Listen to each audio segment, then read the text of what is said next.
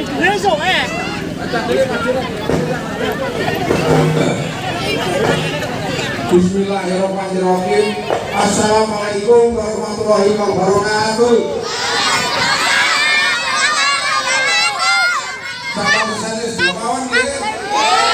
Yen nika sing gadah-gadah yen nika Mbah Suratin kalih Mbah Puryati, yen nika anak kula sekawan, yen nika sing dajeng Hajah Yuliani, nomor kalih Yuyun Widyawati, nomor 3 Yuni, nomor 3 Yunita. Yen nika saged guyub rukun, yen nika nanggap jaranan Rangga Wijaya. Yen nika kula Mbah Suratin kalih Mbah Puryati akan kalih panjenengan sedaya. Yen nika kula nyuwun ngapunten sak kathah-kathahipun nggih. Yen nika ajatipun nggih menika gadah unek-unek utawi gadah nadar.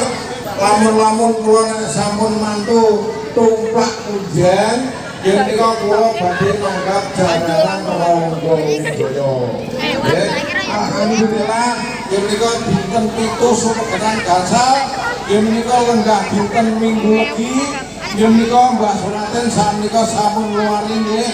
Mugi-mugi yen nika para bakul-bakul mugi-mugi diparingi rejeki ingkang kathah nggih.